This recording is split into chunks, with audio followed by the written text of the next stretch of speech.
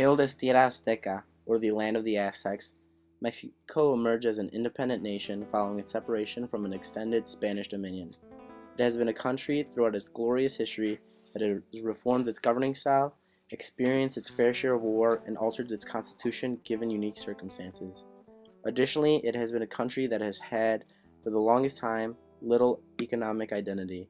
In other words, Mexico had difficulty recognizing the resources it had to serve as a reliable basis for national income. Early on, agriculture became the most viable focal point for the economy. Lack of leadership and experience began to harm an already weak economic infrastructure, causing a ravishing amount of national debt. The Porfiriato, a long-standing regime under Porfirio Diaz, would open the country to an extensive commercial trading with its regional neighbors, uncovering an additional source of income to the country. Conversely, the emphasis placed on the economy prevented other aspects in society, such as education and agrarian reform, to flourish. The discovery of oil in the 1930s brought upon a new economic staple in government-operated oil corporation. Rather recently, the industrial transformation has greatly affected the people of Mexico. The gap between the wealthy and the poor has widened as a result. With the rich getting richer and the poor getting poorer, the country's income is unevenly distributed. Wages and living conditions stimulate immigration into the United States due to the lack of consistency in the Mexican economy. One thing that has yet to succumb to change, however, is the genuine pride that every citizen has for being Mexican. Orgullo Mexicano is characterized by the passion derived from the country's most recognized historic figures like Benito Juarez and Miguel Hidalgo. Faith also serves as a common unifying point amongst Mexicans, with Catholicism being the most prominent religion. The implementation of this specific religion stems mostly from Spanish intervention and has long carried the country and its people through its most dire defining moments. Essentially, Mexican culture is founded upon national pride. The same pride that characterizes a Mexican is challenged when confronted with a dilemma to enter the United States and hope for a better life.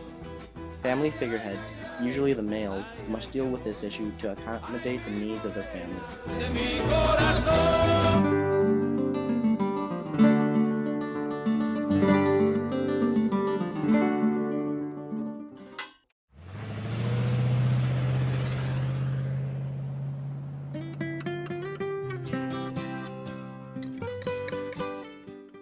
The desire to live and work in the United States continues to drive Mexicans north in search of a better life for themselves and their families. The National Population Council of Mexico estimates that 1 in 10 Mexican families is dependent upon money sent home from Mexican workers in the United States as their primary source of income. Immigrants have journeyed into or through one of the border states, California, New Mexico, Arizona, and Texas, for numerous reasons. Sometimes driven out of their home country or lured into the United States, the history of Mexican immigrants is as long as it is diverse. Between 1850 and 1900, Mexican immigration was relatively low, but the discovery of gold in California and expansion of copper mining in Arizona during the 1960s prompted some to venture north. In California, their efforts were fruitless. The racist foreign miners license tax of 1850, which required Mexicans, Asians, and often Mexican Americans to pay California a monthly $20 mining fee. This tax drove out nearly 15,000 Mexican miners. The Mexican Revolution of 1910, with the political instability and social upheaval that followed, caused many to flee to the United States for safety.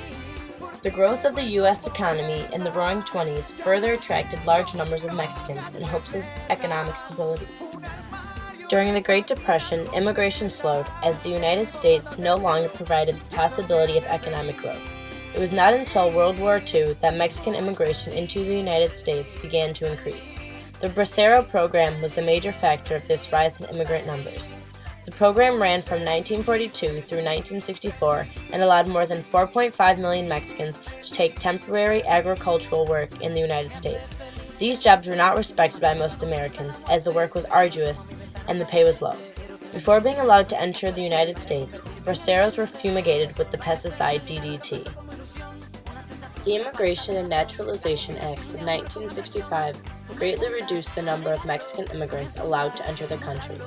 This caused a huge rise in undocumented immigration, as many still needed to make the journey into the United States. U.S. businesses continue to advertise to Mexican immigrants and hire undocumented workers. Currently, there are about 8.5 million Mexican-born people in the United States, 3 million of whom are undocumented. The influx of undocumented immigrants caused the implementation of stricter methods along the border. 1 in 3 immigrants trying to cross illegally is caught. This militarization of the border, with more Border Patrol agents and resources, has forced immigrants to cross through the Imperial Desert or over the mountains. Several thousands have died along the border. Mexicans have drowned in canals and rivers and have died of dehydration, hypothermia, and heat stress in the desert. The following clip is of Samaritans aiding a lost immigrant who was left behind because he could not keep up with his group. El primer día fue bonito porque salimos de noche, solo caminó de noche, no había mucha espina. Ya el segundo día hay mucha espina, mucho frío, empezó a llover, bien mojado, el pantalón ya se mojó como 6, 8 veces, como ha estado lloviendo todas las noches y se moja y se vuelve a secar. Ajá, fue difícil. Esta camisa era nueva, esta ya está toda rota, vieja. Pero Dios sabe la verdad. ¿Pensó de tu familia? Mucho. ¿Y de qué? Que ya sabían que me había quedado y que saber que... The Samaritans present him with his options, but his face betrays the answer. ¿Qué es su sentido? Regresar a México. Sí. While some may argue that the physical endurance needed for the journey into the United States is the most daunting obstacle a disillusioned immigrant will face, others will point to assimilation as an essential, cruel phase many meet upon arrival. Assimilation, or Americanization for those entering this country, is a multifaceted and far-fetched proposal of limiting past traditions in order to fully accept the aspects that define the United States and the lifestyles its citizens lead. Those who are seen as refusing to blend in with the American lifestyle are commonly confronted by citizens who maliciously harass them. It is safe to say that the theory of assimilation has been pivotal in past struggles between the Mexican community and American citizens. Take, for example, the Zoot Suit riots of the 40s, which erupted as violent acts triggered by sailors who targeted Mexican adolescents. This vicious incident was based on the search for people wearing the Zoot Suits, which was emblematic of the rebellious nature of the Mexican youth. The excess material in the suit was seen as disrespectful in a time of war when most items were supposed to be rationed. Additionally, there was an anti-Mexican sentiment rising with a dislike of Pachucos, who created a negative perception for the entire community. Another instance driven by an atmosphere of fear was the La Placita raid in the Los Angeles area. Federal immigration officers stormed the park, predominantly populated by Mexicans and Mexican Americans, in hopes of deporting those who had no official documentation. Many of the people inside the park actually had proper documentation, but because they were not carrying it, they were arrested. Even those who had their forms and attempted to translate for others were senselessly taken away. The La Placita raid was an objective to repatriate a large group of the Latino community following the grand entry of immigrants into the country. The mind behind this plan figured that many who spent their time in this region did not speak the English language, and because they didn't, they had not fully accepted assimilating into the United States. The communal response to a government-spurred repatriation of illegal immigrants was to organize a united effort to acknowledge the struggle these people dealt with in the country. The Chicano movement, as it is universally known, would surge to fight for labor rights, civil rights, and strengthen the voice of a denied people. Cesar Chavez, leader of the United Farm Workers, would become the face of this movement by promoting the potency of his people and the rights of the everyday worker in a non-violent manner. The lengths he would go to encourage change, including impressive marches and hunger strikes, spoke volumes of his character. An artistic wave would branch out of the Chicano movement to creatively express identity through iconography, political dogma, and traditional lifestyles. Chicano art became a visual revolt to the negative perceptions held against the Latino community. Instead of making an effort to assimilate and become labeled as true citizens, artists celebrated the ethnicity and what they as a community offered to the United States. a country founded upon the principle of immigration. Across the Bay Area and across the country, tens of thousands turn out in protest of Arizona's tough new immigration law. You can see thousands of marchers headed to City Hall, where a rally is set to get underway in just about an hour. The strong prejudicial sentiment towards Latinos, majorly felt by white Americans, has been a commonality since the Texas Revolution, gaining momentum during the Mexican-American War. In recent years, most of the anti-Mexican feelings are derived from the large numbers of undocumented workers residing in the country. Many Americans feel like their safety and livelihoods are threatened by the unmonitored immigrants. A common theme to many anti-immigration arguments is that the immigrants take jobs and drain the United States welfare system. Although their concerns may be legitimate, most immigrants hold low-paying jobs that most Americans would not want, and all pay taxes, whether sales tax or income taxes. However, most opponents seem to ignore these realities, and the laws passed unfairly target undocumented Mexican immigrants and Mexican-American citizens alike. The most controversial of recent immigration legislation was passed in Arizona. This devastating law is based solely off racial profiling and is the broadest and strictest immigration measure in generations. It aims to identify, prosecute, and deport illegal immigrants.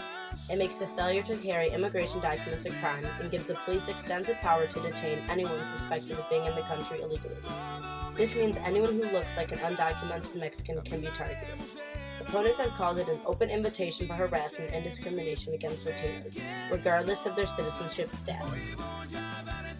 Arizona Governor Jan Brewer additionally signed a bill to ban all ethnic studies courses into law on May 11, 2010.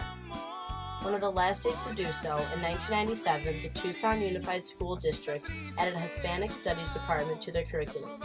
Classes were explicitly open to all students, but Latino students were the majority enrolled in La Raza studies. Shortly after the students enrolled in classes, they showed improved grades and standardized test scores. However, the school superintendent, Tom Horn, claims these classes promoted anti-American ideologies and segregated students by race. Although Tucson students, teachers, parents, and community leaders were actively against this bill, the government was unwilling to listen to their arguments. All states do not have such discriminatory atmospheres. After the passing of the Arizona law, many undocumented workers fled to New Mexico. New Mexico is relatively welcoming to the immigrants and allows them to get driver's licenses and in-state college tuition. In Michigan, Mexican immigrants accounted for 37.5% of total population growth between 2000 and 2008. Due to the state's recent drop in population, Michigan is welcoming to legal immigrants. However, the Immigration and Customs Enforcement, or ICE, has aggressively stepped up enforcement efforts to crack down on undocumented workers. ICE is known to selectively target Latino neighborhoods and work sites, enter their homes without proper warrants, and intimidate people to consent to entering their homes, to conduct interrogations about their immigration status. Numerous ICE raids have been conducted in southwest Detroit, a predominantly Latino area. The reason for the interstate discrepancies is that many states feel the federal immigration policy does not suit their state's needs. Even with the tightening of the border and increased security, thousands are still able to make it into the United States without the approval of the U.S. government. The states feel that they must solve the problem themselves since they don't think the federal government is protecting them from the immigrants and the associated problems. But as noted earlier, the concerns of many are derived from racist misconceptions and a fear of different cultures and all things labeled un-American. Opinions. We support immigrant rights and humane immigration policies that were opposed to the kinds of laws that we've seen in Arizona and across the country. The battle that we have always been fighting is justice for everyone. No one would benefit from racial profiling. Now, if I was to come into your house at home, I'm sure you'd kick my butt right out of there. And that's what it is with the United States. This is our country. Mexican immigrants and Mexican Americans have a long history in the United States. They have struggled to assimilate to prejudicial American society while maintaining their Mexican heritage. As the record-setting entry of undocumented workers continues to escalate, so too has the voice of the immigrant population. With that said, it will come to fruition as to how our legislation will properly integrate these hardworking, proud people into our country.